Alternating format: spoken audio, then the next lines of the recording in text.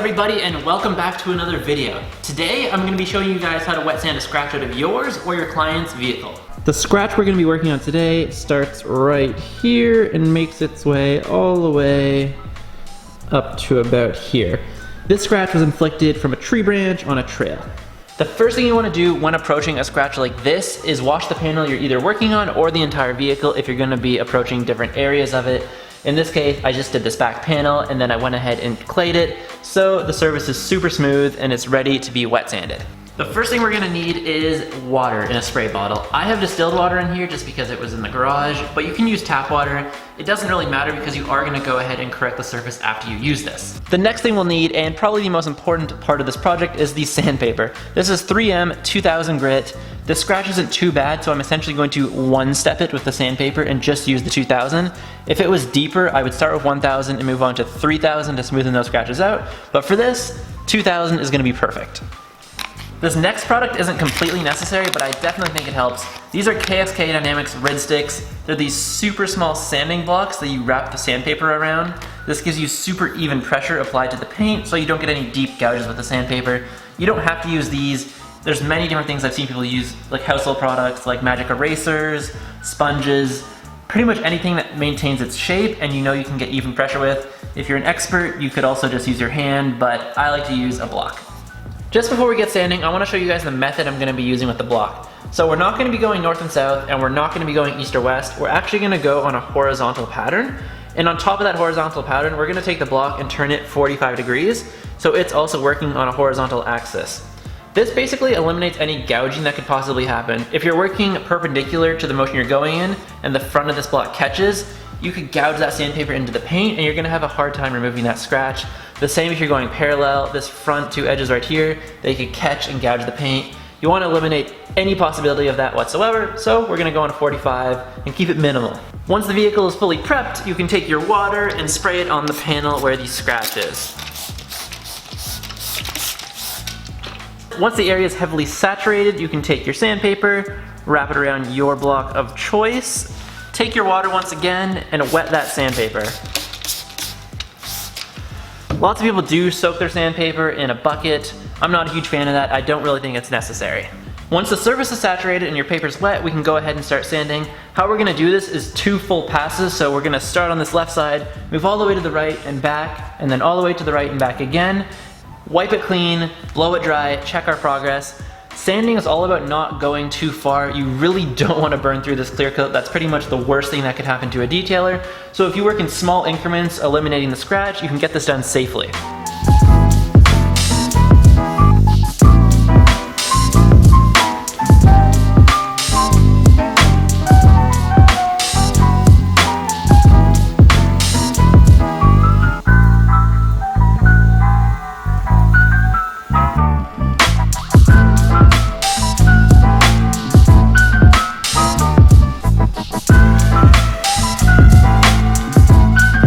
After 2 full passes, you can start to see that milky slurry forming. This is what you want. This means you're burning through that clear coat, eliminating the scratches. After those passes, you can take your clean microfiber towel, wipe it dry. This even haze after drying is exactly what we want to see. Most of the scratch is already gone just with those 2 passes, but there are some areas where it must have been a bit deeper. So we are going to go ahead and do 2 more.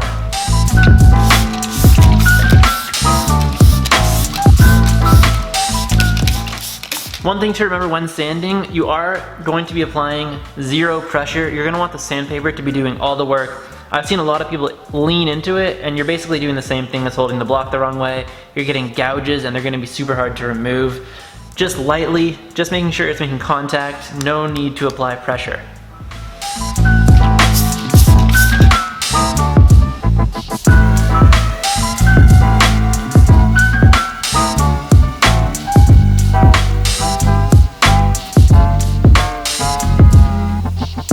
One last time with the microfiber towel and we can see our results.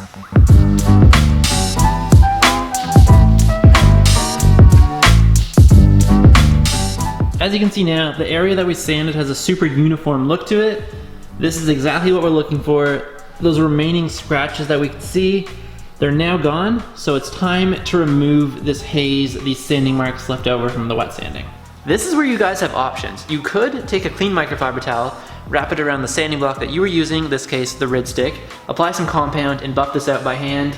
This is pretty large, but they are only 2,000 grit scratches, so you would be able to get it out with the right compound. Today, we're gonna be using the Rupes LHR 75E with a Lake Country microfiber cutting pad. This is just gonna make things super quick. We'll be able to compound this out in about 35 seconds, and then we'll go ahead and polish it to hopefully the perfect finish. The compound we're gonna be using today is Clear Cut by CarPro. This is from 1,000 grit and up, so it's gonna have no problem removing these 2,000 grit sanding scratches on this Lake Country microfiber cutting pad.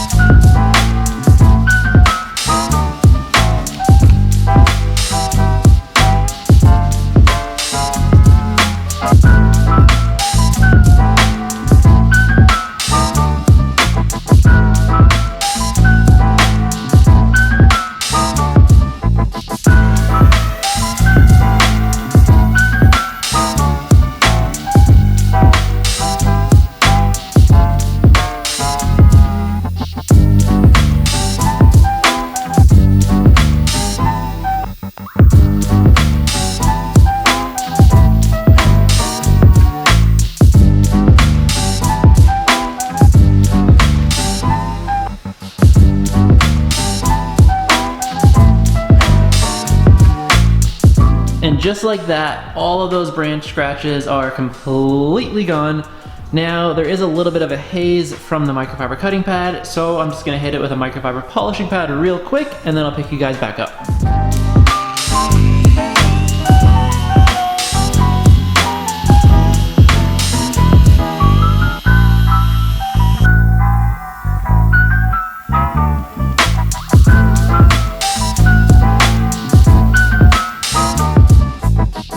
And there we have it, clarity restored. For those who were wondering, I was using CarPro Reflect on a Lake Country black microfiber polishing pad. That entire process, start to finish, if I wasn't trying to film it, would probably take about 3 to 5 minutes on a scratch this size. In my opinion, wet sanding is such an important skill to have as a professional auto detailer. It opens up so many doors, whether you want to offer isolated scratch removal as a service, or if you're doing things like restorative paint correction. What I'll do is we'll prep the entire vehicle, find scratches that need a little bit more than a compound, and wet sand them before we even start polishing. This way we don't have to work backwards later on, and when we're doing that initial two-step, all those wet sanding scratches come out along with the deeper scratches that were there as well. It just speeds things up, and companies like KSK Dynamics with those Rid Sticks and the other blocks they offer make things super easy, super user-friendly. All you have to do is practice, buy a blank hood from a salvage yard, burn through the clear coat, see what it takes, test on different types of paint, and you'll be there. You'll be able to do this comfortably in time. Other than that, guys, just remember, if you are doing this for the first time, please take it slow. Do a few light passes, wipe it dry, see what you're working with, and proceed if you need to. Remember that you're not always gonna be able to remove the scratches entirely. A lot of the time with wet sanding, the only thing you can do is improve it. But in the auto detailing industry, improvement is a very good thing. If you guys have any questions about wet sanding or scratch removal, just write it in the comments down below, DM me, email me, I'll be sure to get back to you. All the products we're using today will be linked in the description via Amazon, so be sure to check those out. And other than that, I don't really have anything else for you. I wanted to let you know that we are doing a series on our mobile van in the next few weeks. We just gutted it and we're getting ready to rebuild it top to bottom, start to finish, and we're gonna take YouTube along for the ride. I'm hoping it offers a lot of insight into how to build a super efficient mobile detailing van for anyone starting out or anyone looking to redo theirs as well. You should see the first episode of that popping up in the next few weeks, but until then, I'm sure we'll have a couple more videos for you. Other than that, I'll catch you guys in the next one. Thanks for watching. Peace out.